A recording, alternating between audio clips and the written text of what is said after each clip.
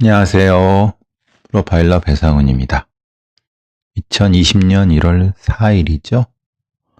오늘 아침에, 토요일이라서 한의원 가서 이제 침 맞고 그랬죠.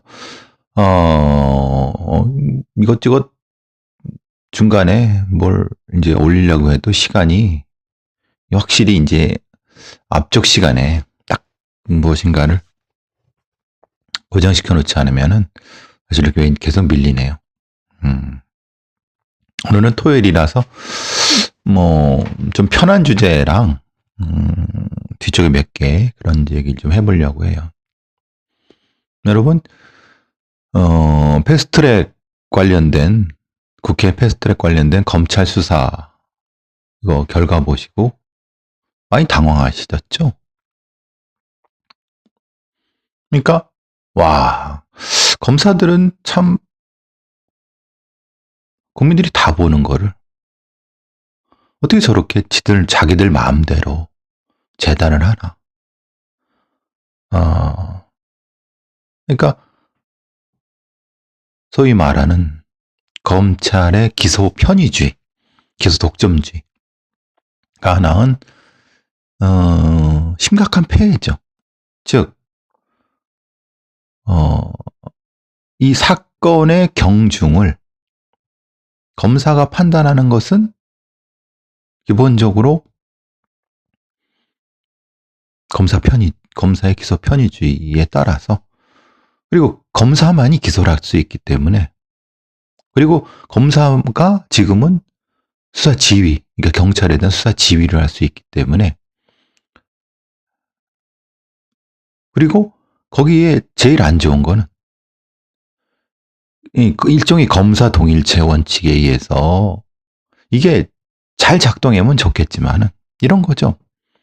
말단에 있는 검사가 뭘 잘못했어.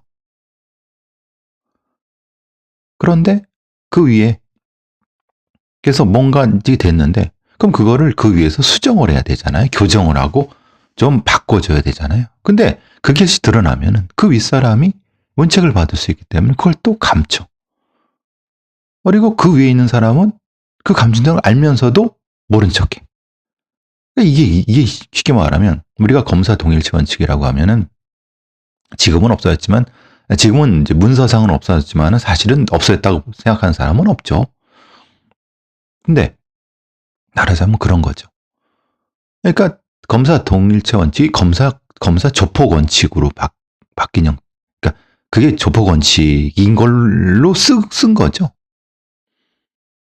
그러니까 무엇인가 썩은 어떤 계란판 위에 아니면 콩 안에 썩은 콩이 있으면 썩은 부위가 있으면 도려낼 생각을 하지 않고 그 썩은 것을 애써 모른 척하고 방치하고 그걸 통해서 이득을 얻고 이런 형태가 지금의 검찰. 그래서 왜 국민들이 검찰의 권력을 줄이려고 하고 여러 가지 면에서 검찰 개혁을 요구하는 목소리가 그 반대의 목소리보다 큰 것은 바로 그런 이유 때문 아니겠습니까?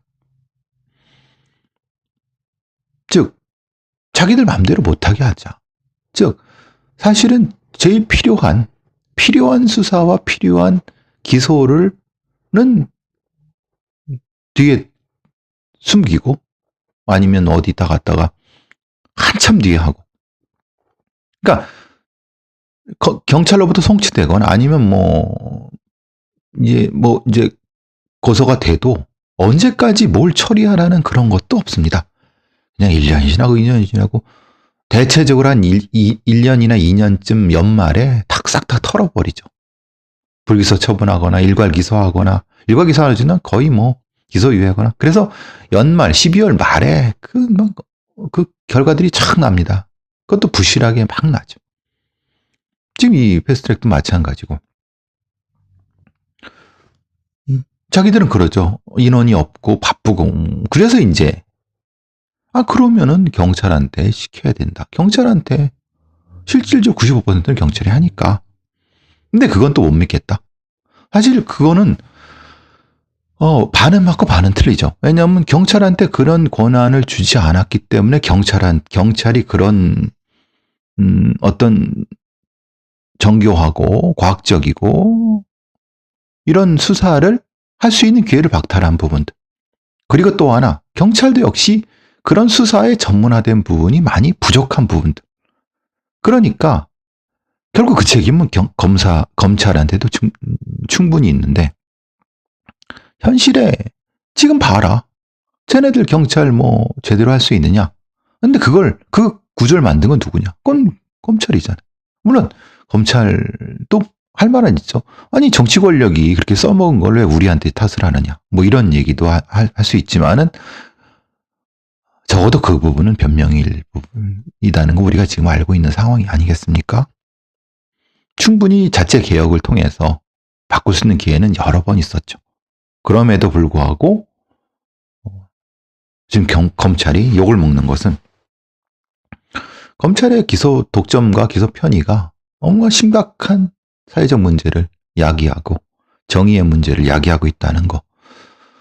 이건 뭐 조국 사태 문제만을 얘기하는 거 아니다. 여러 가지 뭐 김학이라든가 장자연 사건부터 시작해서 뭐 소위 말하는 부정한 권력자의 잘 드는 칼로 작동을 하고 이제는 개혁하려니까 개혁에 저항하는 세력으로 스스로 이런 부분 때문에 반드시 검찰한테는 수사권을 분리해야 됩니다.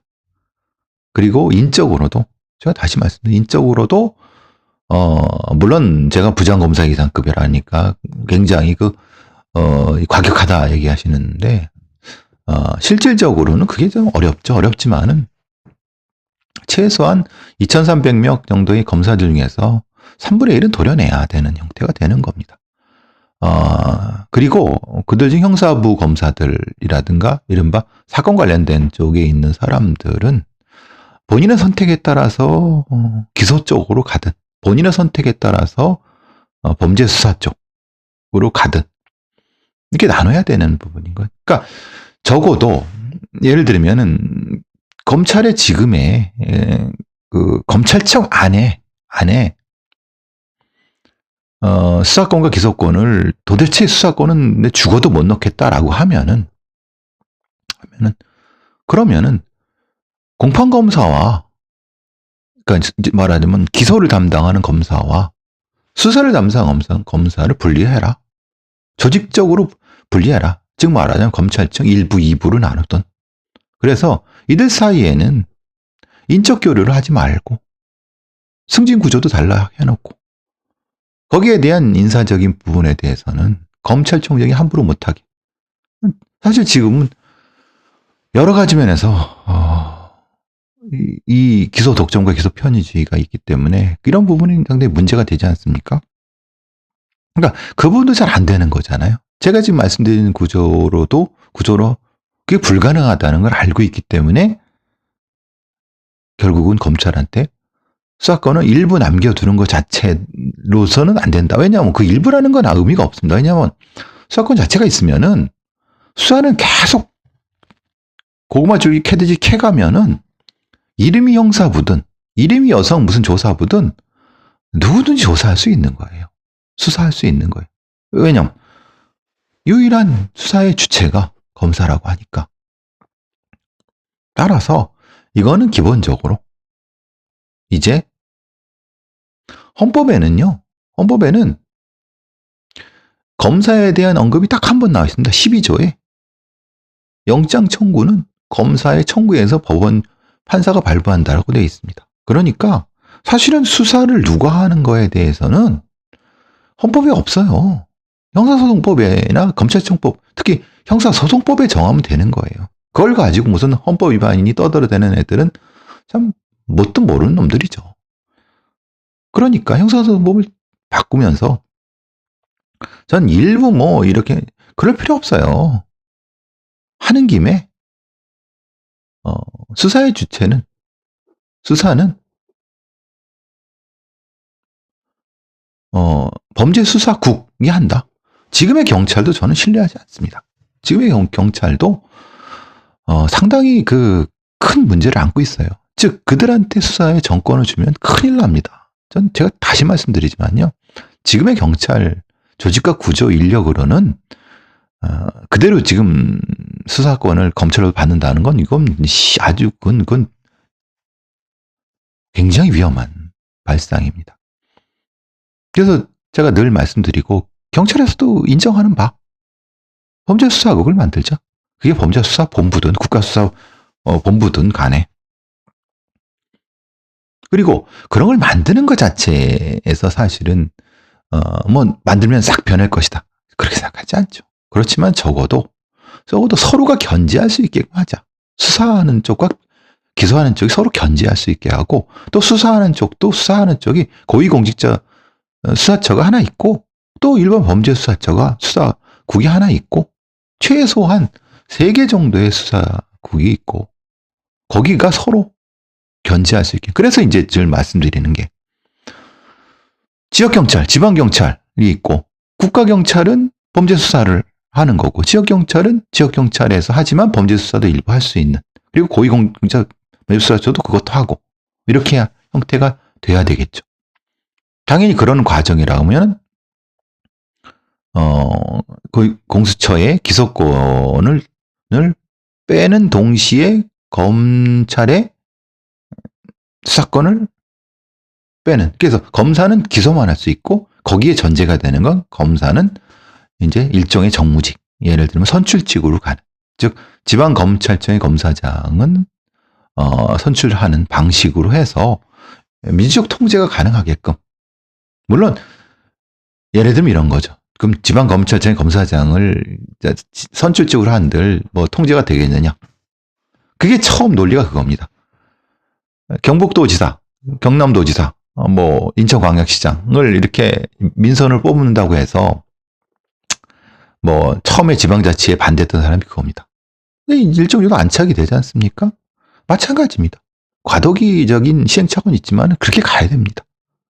즉 권력을 그것도 인권을 침해하는 권력을 국민한테 직접 돌려줘야 되는 거죠.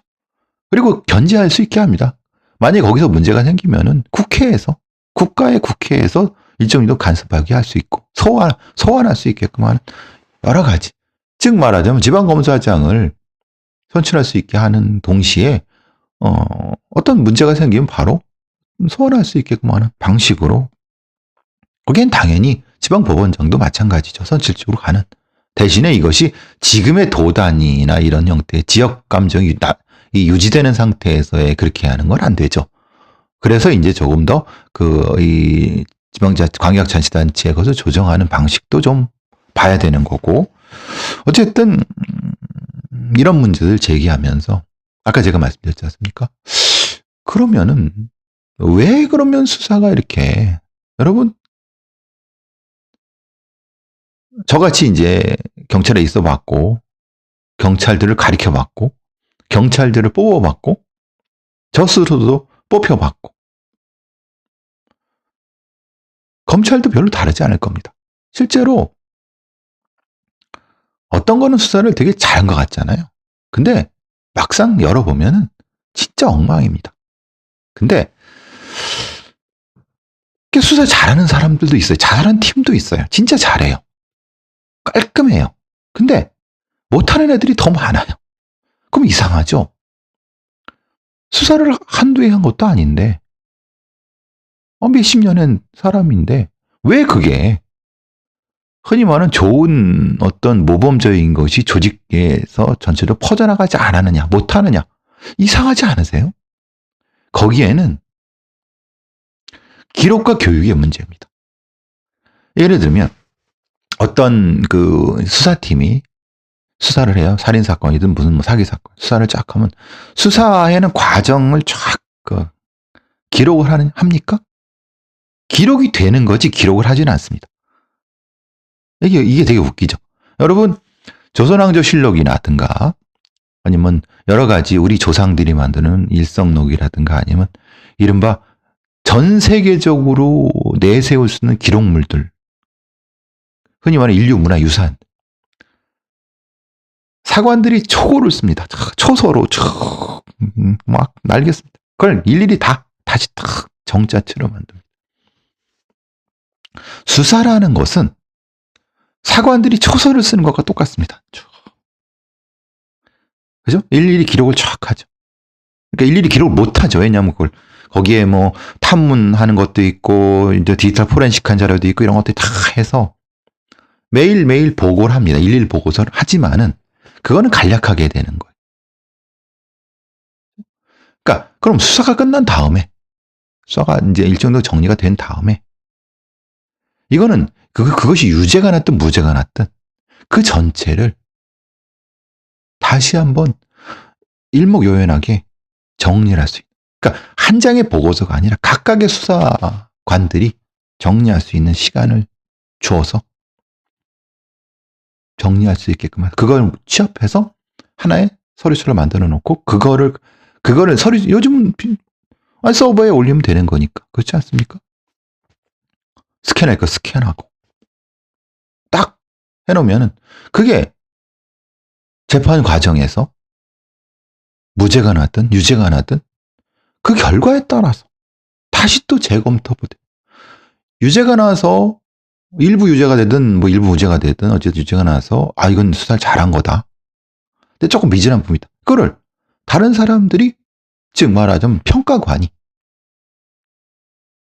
아주 중립적인 평가관이 평가할 수 있게. 그래서 그걸 한 사람들한테 인센티브를 주고 이렇게 돼야지 뭔가가 되는 것 되지 않겠습니까? 근데 우리 경찰은 그렇지 않습니다. 검찰도 똑같습니다. 뭐냐면 수사를 하고 나서 사건 자료를 다 검찰에 송치하고 거기에 유죄가 나면은 잘한 거고 아니고 또 하나는 그냥 범인을 잡았다고 하면 거기에 따라서 그 사람이 잡았지만은 실제로 법원 가서 무죄가 나든 뭐든 그걸 가지고 또 공적조서를 올려갖고 저거 해요. 승진시키거나 뭐 이렇게 해요. 되게 웃기잖아요. 그 수사가 어떻게 잘 돼 있고 안 돼. 범인을 잡았다는 것이지 실제로 법원에 가서 최종으로 유죄를 받았다는 건 아니잖아요.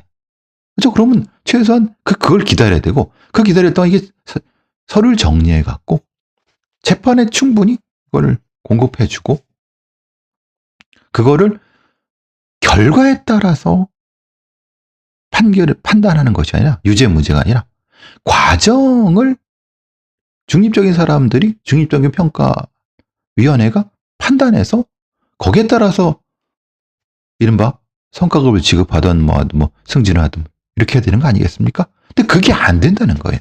그러니까 쭉 그냥 가는 거예요. 수사하고 기록하고 거기에 따라서 범인 잡았으면은 유죄면 이제 승진시키고 뭐 하고 그것도 자기들이 나눠 먹고 그리고 끝. 그럼 잘한 어떤 그 수사관 같은 경우는 그 중에 아주 일부는 이제 경찰연수원 같은 데서 아주 모범 사례라서 발표도 하고 그래요. 근데 못한 사례에서 우리가 쉽게 말하면 못한 사례에서 배울 게 더 많지 않겠습니까? 그럼 그걸 못했다고 누군가가 지적을 해야 되지 않겠습니까? 근데 그게 안 돼요. 못한 대로 무능한 대로 그냥 있다가 인사 조치해갖고 나중에 저 팀 좀 이상해 힘들어 그럼 다른 쪽으로 아니 왜 어렵고 그거를 구체적인 근거에 따라서 예? 수사 과정 보니까 이거는 문제가 있어요. 그래서 거기 점수 매겨서 팀장이든 팀원이든 거기에 따라 신상필벌을 하고 이래야 되죠. 근데 만약에 그렇게 하게 되면 지휘관들이 이제 쉽게 말하면 평가를 합니다. 밑에 있는 부하들. 그게 사라지는 거예요. 그러니까 싫어하는 거예요. 위에 있는 놈들이. 그러니까 그런 평가 구조가 없는 거예요. 안 하는 거예요. 실제로는 그렇게 되면은 소위 행정경찰이 수사경찰 통제를 할 필요가 없죠. 왜냐면 거기에 따라서 잘한 거는 올려주고 못한 거는 비판을 통해서 수정을 통해서 좀 더 나을 수 있게끔. 그러니까 아예 여기 적성이 안 맞으면 인사조치 바로바로 시키고 잘하는 애들 바로바로 하면 그럼 수사가 금방금방 늘죠. 우리는 그런 구조가 즉 말하자면 우리가 과거 조선왕조 실록이라든가 우리 조상들의 그 우수한 기록 문화에서 보고 배우는 게 하나도 없어요. 오히려 500년 전 일어났던 그 우수한 문화를 그냥 과거거니. 그러니까 발전이 없죠. 그 알량한 소위 말하는 행정경찰들, 뭐 이거는 검찰도 똑같을 겁니다. 제가 뭐 뻔히 보이는 거죠. 그런 구조가 만들어지지 않으면은 그게 범죄 수사를 만들든 수사권을 경찰이 가져도 그건 아무것도 아닙니다. 그냥 소위 말하는 지휘관 놈들이 지들 마음대로 평가 매겨서 재 올리고 지들 뭐 자기 연출에 닿는 놈들을 승진시키고 실력은 없는데 연출도 한다고 올리고 그걸 또 이제 눈치 보이니까 세탁해주고 경력 세탁해주고 또 고가 점수 서로 나눠 갖게 하고 빼주고 별짓을 다 합니다. 그러니까 충분히 쟤는 제가 봐도 쟤는 진짜 능력 있고 쟤는 수사를 꼭 해야 돼. 쟤는 저렇게만 크면 한 5년 뒤에는 아마 뭐 세계 체육관이나 해도 쟤는 에이스 중에 에이스가 될 거라고 했는데 몇 년 지나 보니까 애가 완전히 등신이 됐네. 완전히 환멸 느끼고 어디 그냥 교수님 저기 지구대나 가서 승진 공부를 할래요 라고. 그러니 수사가 발전하겠습니까? 맨날 헛질할만 도는 거죠. 참 답답한 형태예요. 기록하고 중립적위원회에서 그 기록된 수사를 어떻게 했는가 쭉 보고 이거 잘못했잖아. 이거 이렇게 해야지. 하나하나 지적해서 평가하고 잘한 거는 올려주고 못한 거는 질책하고 수정하게끔 하고 거기에 따라서 승진시키고 그 승진돼서 올라간 사람이 지휘관이 되게끔 해야 되는 게 맞는 거 아닙니까? 지금 경찰이 그렇습니까? 이게 답답하다는 거예요. 수사가 개판이 되고 억울한 사람 실제로 범인 딱 봐도 이건 범인 금방 잡겠는데 하는 게 했는데 괜히 엉뚱한 놈 잡아서 허부적거리고 있고 이건 좀 어려울 것 같은데 라고 하는데 갑자기 범인이 잡혔어. 뭐지? 나중에 갔더니 재판에서 무죄 받고 난리도 나고 참 답답해요. 그래서 제가 이런 유튜브를 하는 거고 팟캐스트를 하는 이유 중에 하나입니다. 대한민국 경찰이 썩었다고 하잖아요. 썩은 이유가 그거예요. 제대로 된 평가 구조가 없어요. 승진 구조도 없고. 그건 검찰은 그건 이제 권한이 있는 애들이 그걸 막 쓰는 거고 경찰 애들은 권한이 없는데도 불구하고 지들끼리 아웅다웅하는 거고. 어쨌든 참 오늘 토요일이라서 답답한 몸을 한번 토로해봤습니다. 제 머릿속에는 어떻게 구조를 바꿔야 될 거는 머릿속에 있지만은 글쎄요. 뭐 제가 경찰 개혁 작업에 뭐 할 수 있는 사람도 아니고 좀 답답하죠. 저는 사실 또 말씀드리지만 표창원 의원이 더불어민주당의 외부 영입 1호로 돼서 지금 이제 더불어민주당의 영입 인사 1호가 최혜영 교수죠. 여성 장애인. 상당히 되게 잘한 거라고 봅니다. 더불어민주당에서 감각이 있는 거죠. 지금의 그냥 근데 한번 써먹고 버리지 마시라고. 근데 저는 표창원 의원이 이렇게 가서 했을 때 전 적어도 저런 말씀드리면 그런 구조적인 측면에서 뭔가 좀 해주기를 바랬어요. 이건 법을 바꾸지 않아도 할 수 있는 거거든요. 즉 말하자면 이거는 법 자체의 문제가 아니라요. 이거는 대통령령 아니 경찰청 규칙 좀 해면은 행정부 안정부 0으로 가도 되고 그런 태스크포스 만들어갖고 표창원이 주도가 돼서 이런 부분들 니네 수사권 가져가려면 이렇게 해야 되지 않느냐. 근데 제가 알고 있기는 그런 말씀 한 말씀 하셨는지 모르겠어요. 저는 안 하셨다고 생각하거든요. 그러니까 뭐가 문제인지 모르시는 거예요. 표창원 의원님이. 핵심적으로 그러니까 본인도 이제 쉽게 말하면 경찰대 교수였고 경찰이었고 경찰대 출신이니까 밥그릇 같은 밥그릇 공유하는 입장에서 그런 말씀하기 힘들죠. 그럼 경찰 개혁 못합니다. 아무리 과학수사 개지랄 떨고 잘한다고 뭐 쉽게 말하면 뭔가 과학수사 기법들 날고 긴다고 해도 그거는 기법일 뿐이지 기법이 수사를 해주는 게 아니에요. 사람이 하는 거지. 유능한 수사관을 만들어야죠. 유능한 수사관들이 국민의 인권을 지키고 정의를 지키는 거예요. 걔네들이 하늘에 뚝 떨어집니까? 유능한 수사관들이? 몇 년 동안 충분히 경험하게 하고 교육시키고 평가해서 올리고 걔들을 위로 올리고 능력 있는 애들을 모아서 정예 경찰을 수사관을 만드는 이렇게 해야죠. 그게 안 되니까 욕은 욕 때려 먹고 맨날 그 경찰청장이나 위에 놈들 헛지랄하고 뭐가 되게 잘한다는 것 같이 보고서만 밑에 올리라 그러고 되게 잘 되는 것 같은데 실제로 해보면은 또 허부적대고 수사 허부적대고 그런 게 계속 반복되는 거예요. 뭐가 문제인지도 모르니까 문제가 뭔지를 모르니까 해결도 못하는 거죠. 겉만 번지르야 뭐합니까? 겉만 번지르르 하고 다음 주제로 이 주제가 5개가 되는데 하나밖에 못했네요. 요즘 영장 발부에 대해서 답답하시죠? 하나님한테 입에 담지 못할 그런 얘기를 한 목사가 구속력이 기각됐어요. 저는 뭐 그 부분에 대해서는 그 판사의 개인적인 소신이라고 하는 사람도 있지만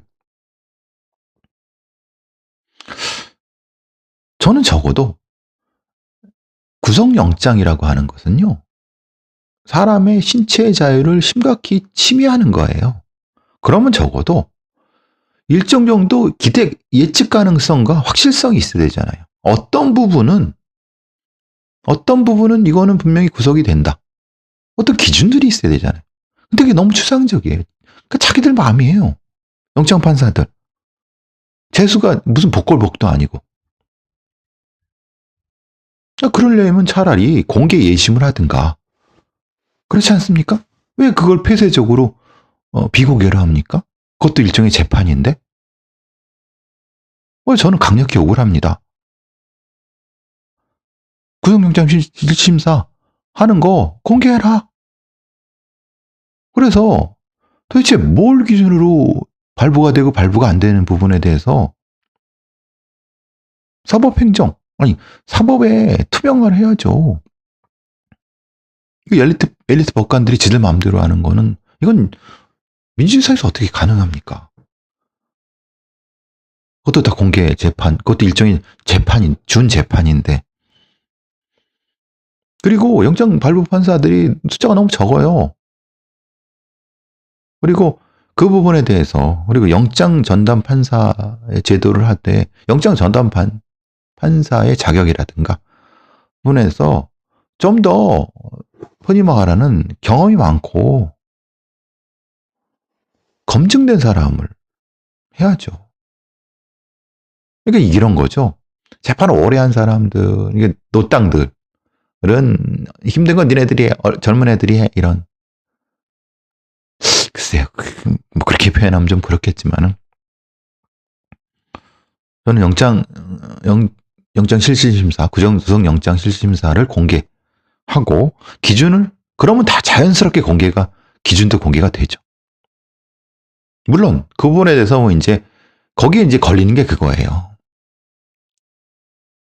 검찰이 뭔가 중요한 증거를 가지고 있다는 거야. 이거는 여기서 못 내놔. 재판에서 빵 터뜨릴 거야. 그런 거라는 거야. 근데 솔직히 그런 게 어디 있습니까? 그거는 쉽게 말하면 이른바 진술이겠죠. 그렇지 않습니까? 어떤 관련자의 진술이죠. 그러니까 진술 재판을 하려고 하는 거예요. 증거 재판을 가야죠. 그리고 그러니까 만약에 그 피의자가 증인을 위협하거나 아니면 증언을 왜곡할 거기에 따라서 또 한 번 구속 여부를 거기에 따라서 구속 여부를 판단하게 하면 되는 거죠. 그러니까 이게 다 이렇게 이게 검찰 쪽이든 판사 쪽이든 이게 안 맞으니까 이게 다 짬짬이란 표현은 좀 그렇죠. 아닙니까? 그러니까 비공개로 하다 보니까 불신이 생기는 거죠. 공개할 걸 저는 요구합니다.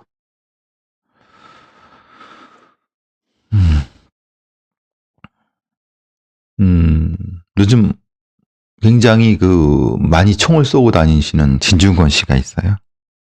사실 아시는 분 아시겠지만 제가 노유진 원은 노회찬, 진중권, 유시민, 진중권이 했지만 노회찬 2는 이제 저랑 이종필 박사랑 뭐 강상구 원장 이렇게 했거든요. 소위 말하는 지식인이 소위 말하는 이제 말과 글, 논리로 먹고 사는 지식인이 이게 자신의 이해와 관계되면은 얼마나 이렇게 소위 말하는 무엇인가 안 좋은 모습을 보일 수 있는 아주 정확한 예 같습니다.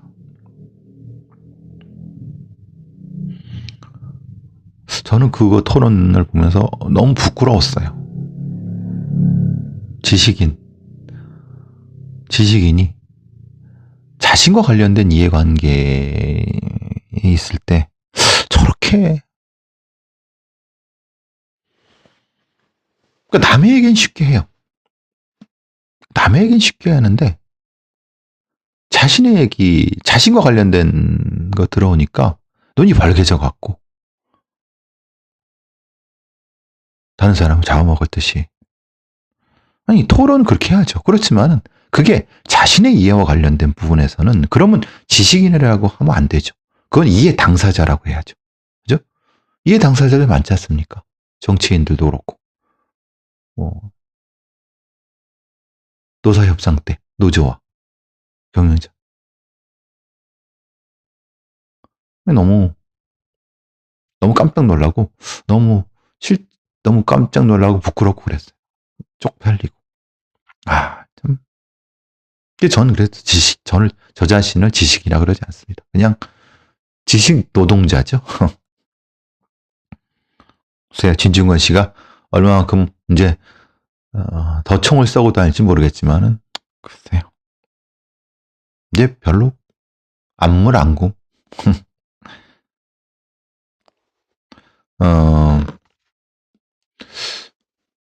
여러분 살인 적응이라는 개념을 아십니까? 살인 적응. 살인은 아시겠죠? murder, killing, homicide. 적응은 adoption. 이런 거예요. 얼마나 사람을 죽여야지 사람 죽이는 게 능숙해질까? 아니면 사람 죽이는 거에 겁을 안 낼까? 예를 들면 고유정이 자기 전 남편을 아주 잔인하게 훼손을 했는데 이 경험치가 있는 거 아니야? 라고 할 정도로 잔혹하게 했다. 그러니까 근데 사실은 잔혹함 자체는 결과이지 적응하고는 좀 관련된 문제는 좀 독립적인 것 같아요. 적응이 됐다고 해서 그러니까 여러 사람을 죽였다고 해서 적응이 됐다고 볼 수는 없고요. 한 사람을 죽였어도 적응이 될 수 있는 거고. 그래서 프로파일러들이 고민하는 문제 중에 하나 살인 적응의 어떤 적응 강도라고 할까요? 세기?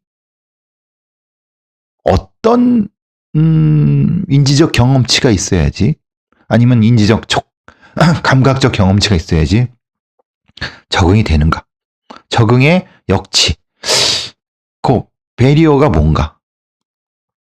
그게 궁금한 거죠. 이건 사례 연구밖에 없는데 나중에라도 이 살인 적응에 대한 메커니즘은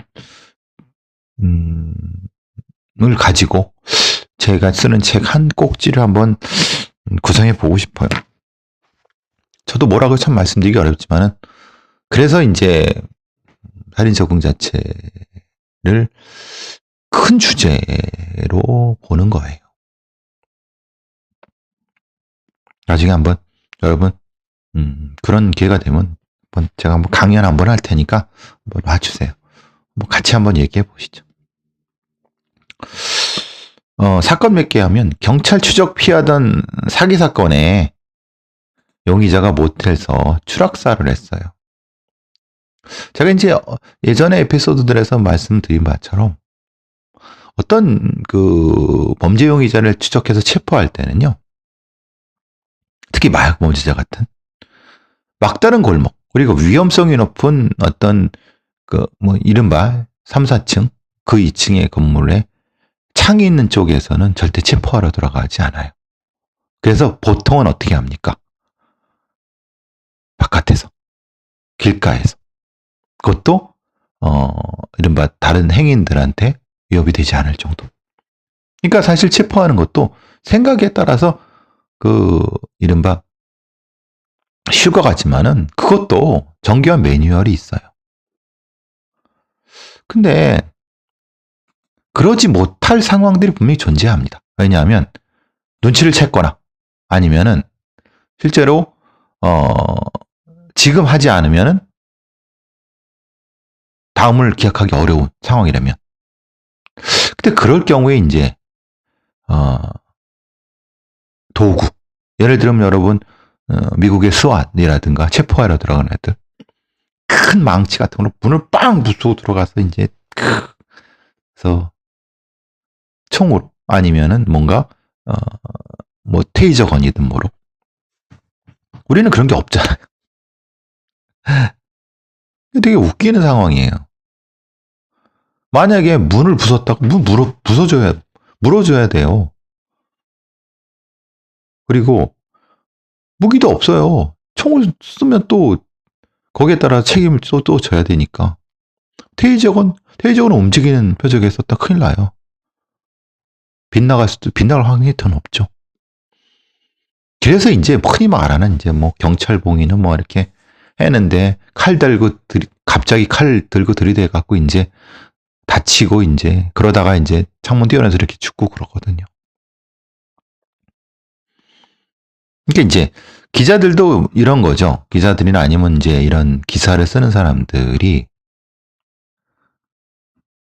단순 기사예요. 사회면 단순 기사. 경찰 추적 피하던 사기 사건 용의자 모텔에서 추락사. 단순 기사죠. 여기에 뭐가 있어요? 아니 뭐가 있어야 되죠. 왜 경찰은 이렇게밖에 못했는가? 그럼 이렇게밖에 이걸 극복하기 위해서 다른 도구라든가 매뉴얼 그리고 거기에 따른 어떤 어떤 다른 어떤 필요한 부분이 있었는가? 그거를 고려하고도 이렇게 했는가? 이런 부분들인 거죠. 그러니까 그런 부분에 대한 언급이 없고 기자들이 그냥 단순히 추락사했습니다라고 끝이에요. 그게 무슨 기사예요? 그 경찰 보도문 인용이지. 그쵸? 근데 이걸 또 꼭 기자들만 욕할 일인가? 이런 생각도 들어요. 좀 안타까운 사건인데, 이렇게 되지 않으려면 뭘 해야 될까? 이런 정도는 기자로서 한번 써줘야 되지 않을까요?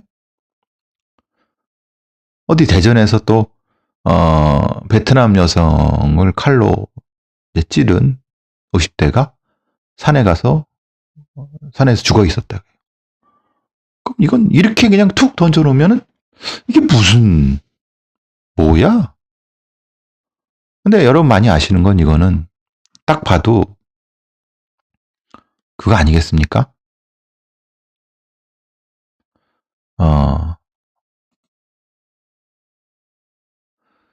이 베트남 여성이 결혼을 했는데 아니면 뭔가 이제 결혼 이주에서 왔는데 그러니까 쉽게 말하면 튄 거죠. 그래서 50대 남성, 그러니까 일종의 예민한 편일 수 있지. 쫓아가서 이제 뭔가 하다가 분에 못 이겨. 이렇게 했을 수도 있고. 뭔가 배경을 얘기해줘야 되지 않을까요? 그냥 베트남 여성을 찌른 남성이 가서 죽었는데 뭐 그런 것 같다라고 하면 그게 무슨 기사의 가치가 있나요? 어쨌든 아까 말한 그 추락산 모텔에서 사기 사건 추락산 부분은 문을 부수고 들어갔나 봐요. 근데 이제 그래서 문을 부수고 들어가는 건 들어가도 사실 그렇게 못 들어가게 하죠. 들어가면 안 된다고 하죠. 왜냐하면 들어갈 때 그럼 바깥에 창 바깥에 매트리스도 깔았느냐? 안 깔았을 거란 말이에요. 그러면 차라리 지금 급하지 않으면 기다렸다가 내려올 때 아니면 뭐 나오는 걸 해서 참 쉽지가 않아요. 자, 오늘 여기까지 하도록 하겠습니다. 오늘은 뭐 이거저거 그냥 토요일이니까 한 달 전부터 살인적응 고의정 사건 재판할 때 그 얘기를 하고 싶었는데 계속 못하다가 오늘 얘기했네요. 한번 살인적응을 한 번 더 고민 주제라서 내일 뵙겠습니다.